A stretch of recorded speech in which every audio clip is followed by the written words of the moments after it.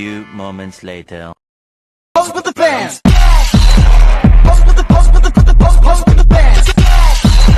Pose with the pose with the pose with the fans. Pose with the fans. Pose with the fans. Halo semua, assalamualaikum warahmatullahi wabarakatuh. Alhamdulillahirabbil alamin. Assalatu wassalamu ala asrofil hamdai wal mursalin wa ala alihi wa sahbihi ajmain. Amma ba'du. Pertama-tama, marilah kita panjatkan puja dan puji syukur atas kehadirat Allah Subhanahu wa taala yang telah memberikan kita nikmat sehat hingga sampai saat ini juga. Tak lupa selawat serta salam kita haturkan kepada baginda Nabi kita, Nabi Muhammad Sallallahu Alaihi Wasallam. Terima kasih kepada Bapak Ibnu selaku dosen pengampu mata kuliah Bahasa Indonesia. Saya Elsa Maharani, saya perwakilan dari kelompok 4. Di sini saya akan mempresentasikan tentang materi diksi. Selamat menyaksikan. Apa sih yang dimaksud dengan diksi? Diksi adalah ketepatan pilihan kata. Penggunaan ketepatan pilihan kata ini dipengaruhi oleh kemampuan pengguna bahasa yang terkait dengan kemampuan untuk memahami, mengetahui, mempengaruhi, dan menggunakan sejumlah kosakata secara aktif yang dapat mengungkapkan gagasan secara tepat sehingga mampu menyampaikannya secara efektif kepada pembaca atau pendengar. Dan di sini pun ada fungsi diksi. Fungsi diksi yang pertama itu ada memudahkan pembaca atau pendengar dalam memahami dan mengerti yang ingin disampaikan oleh penulis atau pembicara. Yang kedua, kata yang disampaikan menjadi lebih jelas sehingga terasa tepat dan sesuai dalam konteks penggunanya. Yang ketiga, itu ada kata yang disampaikan menjadi lebih interpretasi atau tafsiran yang berbeda antara penyampai kalimat dengan penerimanya. Yang keempat, itu ada diksi yang bagus dan sesuai dengan digunakan untuk memperindah kalimat sehingga cerita yang dibuat bisa lebih runtun dan mendeskripsikan karakter tokoh, latar, waktu, dan alur cerita. Yang kelima, itu untuk menggambarkan ekspresi terhadap ide dan gagasan yang akan disampaikan. Yang keenam, itu ada membuat komunikasi yang terjalin menjadi lebih efektif dan efisien. Jenis-jenis diksi itu ada dua. Yang pertama itu ada diksi berdasarkan maknanya dan diksi berdasarkan leksikal. Jika diksi berdasarkan maknanya itu ada dua.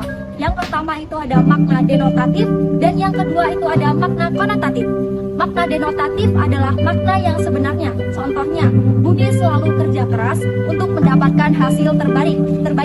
Sedangkan makna konotatif adalah makna yang tidak sebenarnya.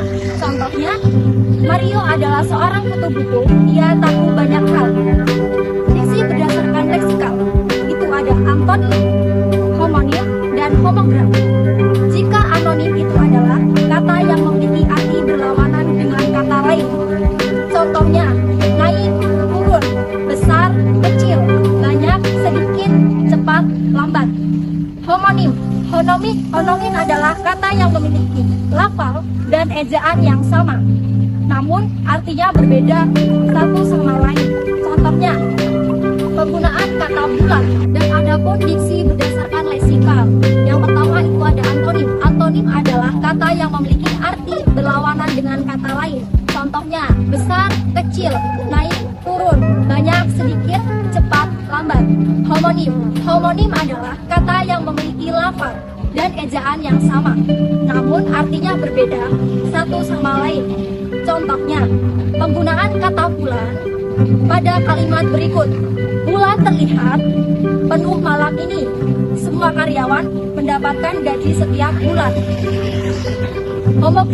Homograf adalah kata yang memiliki lafal dan arti yang berbeda, namun ejaannya itu sama. Contohnya, makanan favorit wanita itu adalah tahu goreng. Wanita itu tidak tahu kalau hari ini ibu kata tahu pada kalimat di atas. Tidak tahu ejaannya sama, tapi memiliki arti yang berbeda. Dan di sini pun ada ciri-ciri diksi. Ciri-ciri diksi yang pertama itu ada menggunakan kata yang tepat dan sesuai dengan konteks. Kata kalimat yang digunakan untuk mengungkapkan gagasan. Yang kedua itu ada pilihan kata yang digunakan dapat membedakan nuansa makna, kata, dan bentuk yang sesuai dengan ide atau gagasan. atau nilai rasa pembaca maupun pendengar. Yang ketiga, itu ada menggunakan pembendaharaan kata yang dimiliki dan dikenali oleh masyarakat dan dapat menggerakkan pemberdayaan kekayaan tersebut menjadi jaring kata yang jelas. Dan yang terakhir ada syarat ketepatan diksi. Syarat ketepatan diksi yang pertama itu ada membedakan secara cermat denotasi dan konotasi. Yang kedua itu ada membedakan kata-kata yang hampir bersinonim dengan kata. Yang ketiga itu ada membedakan kata-kata yang mirip ejaannya. Yang keempat itu ada membedakan kata-kata yang berakhiran asing atau berfungsi bahasa asing. Yang kelima membedakan kata dengan secara idiomatik. Yang keenam membedakan kata dan kata khusus. Yang ketujuh itu ada mengetahui perubahan makna yang terjadi pada kata-kata tertentu yang telah